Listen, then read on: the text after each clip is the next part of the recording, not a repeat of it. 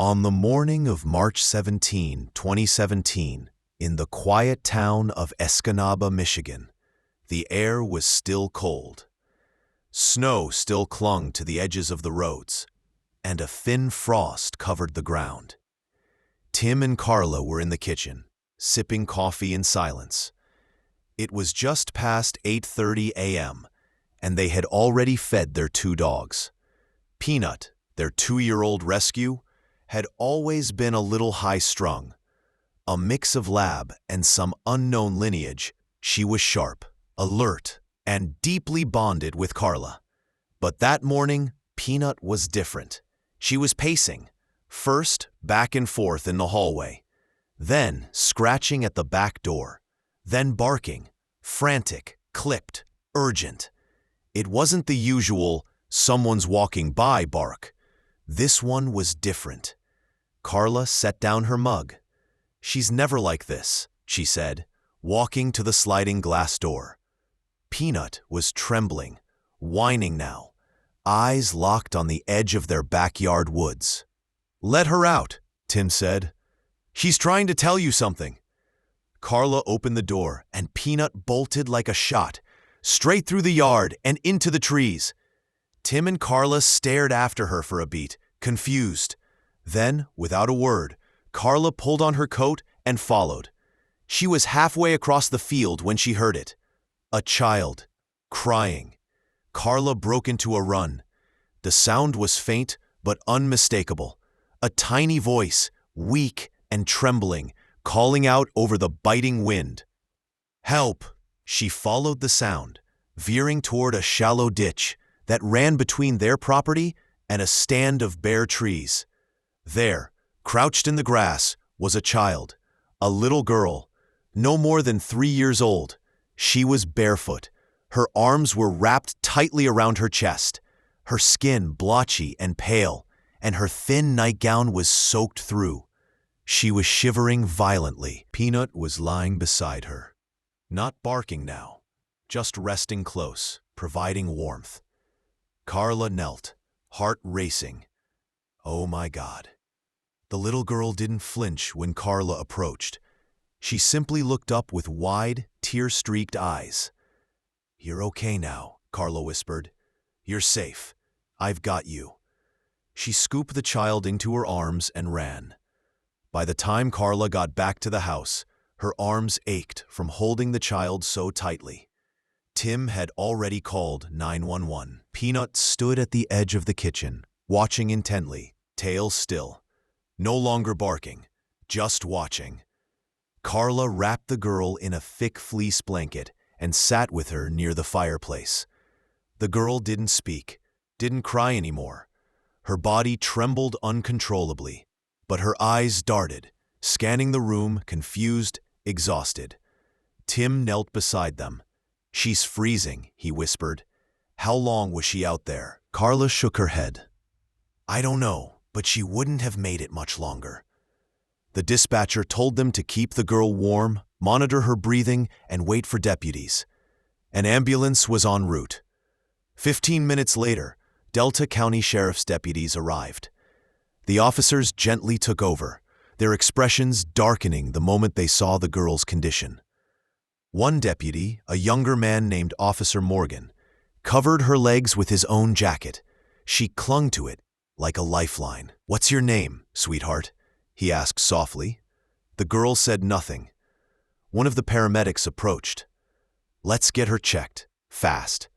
Carla stepped back, holding Peanut's collar. The dog sat obediently by her side, panting. Officer Morgan turned to Tim. "She wandered here alone?" Tim nodded. "Our dog, she just took off, led us to her." The officer paused, looked down at Peanut, then back at Tim. "That dog saved a life today."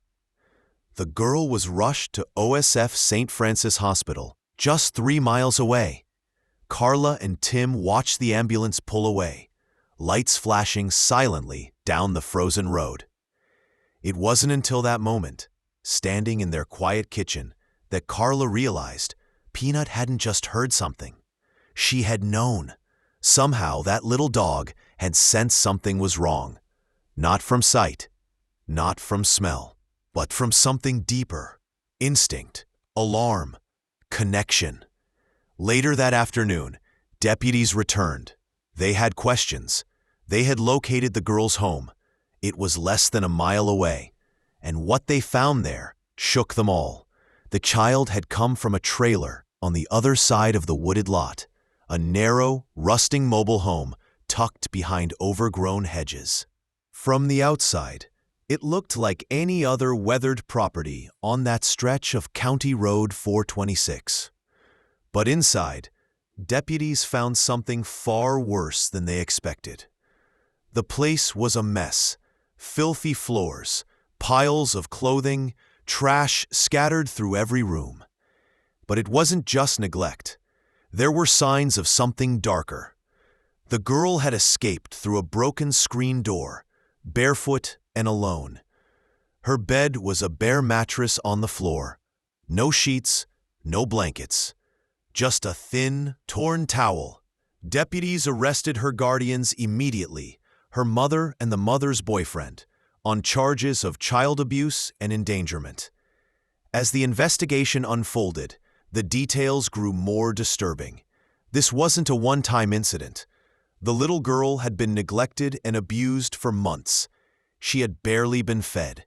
Medical attention was non-existent, and there were signs that physical discipline had crossed into cruelty. Peanut hadn't just found a lost child in the woods. She had uncovered a hidden nightmare. At the sheriff's office, Officer Morgan sat with the girl and a social worker. Wrapped in warm clothes and holding a cup of juice, she finally spoke a few words. "My name is Sky." It was the first time anyone had heard her voice. Sky didn't understand what had happened, not fully, but she knew Peanut's name. She repeated it several times. "Doggy found me. Doggy warm." That night, Tim and Carla didn't sleep much. They sat on the living room floor with Peanut between them, replaying the day over and over. Carla placed a hand on the dog's head. "You knew, didn't you?" she whispered. Peanut wagged her tail gently, leaning in. In the days that followed, the case gained local attention. Reporters called the sheriff's office. The story was simple, powerful, and unforgettable. A rescue dog had rescued a child. Peanut became something of a local legend.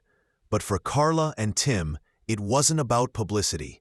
It was about a child who had nearly frozen to death just a few hundred yards from their home, and a dog who simply refused to ignore it. A week after the incident, a caseworker from Michigan Child Protective Services contacted them. Sky was in emergency foster care. She was doing well, eating, sleeping, speaking more, and she kept asking for the dog. Carla and Tim were invited to visit. It was an awkward meeting at first. The CPS office was sterile, the lighting too bright. But when they walked into the room, Sky lit up. She didn't rush toward them. She didn't shout. She simply smiled and then looked down at Peanut, who had come with them. The little girl knelt on the floor, slowly, and wrapped her arms around the dog's neck. No words, just a hug that lasted a long time. "She remembers everything," the caseworker said softly. "Your dog gave her comfort no one else could." That moment marked a turning point. Peanut wasn't just the dog who had saved her. She was the only safe thing Sky had known in a long time. Back at home, Carla and Tim sat on their porch as the sun went down, the dog lying at their feet. Tim spoke first. "You ever think we rescued her just so she could rescue someone else?" Carla nodded. "I think she found her reason." The wind moved through the trees. The frost had melted. Spring was coming. 2 months after the rescue, the courtroom was quiet as the judge read the verdict. Sky's mother was sentenced to prison. Her boyfriend, who had a record of prior abuse, faced a longer term. Neither showed remorse. Neither tried to speak. But the room wasn't about them. It was about Sky, the little girl, sat in the gallery with her foster family and her caseworker. She wore a yellow dress and held a small stuffed dog that looked a lot like Peanut. She looked stronger now, brighter, and when the hearing ended, she turned to the officer beside her and whispered, "Can I go see the real Peanut now?" Weeks later, Sky was placed with a permanent foster family in the area. She visited Tim, Carla, and Peanut regularly, sometimes weekly. It became a ritual. She'd run up the path, knock on the screen door, and Peanut would be there waiting, tail wagging like clockwork. Carla often watched from the kitchen window, hand over her mouth, overwhelmed by something simple and beautiful: safety.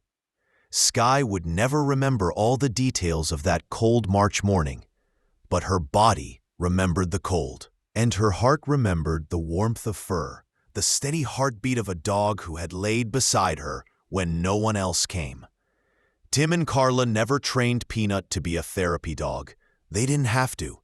In her own quiet way, she already was one. They still tell the story now and then, at church, at the store, sometimes to neighbors. But they always say the same thing: we didn't save her. She saved someone else. Moral of the story: sometimes the ones who've been rescued become rescuers themselves. Sometimes the quietest hearts hear the loudest cries. And sometimes a rescue dog doesn't just change your life, they save someone else's.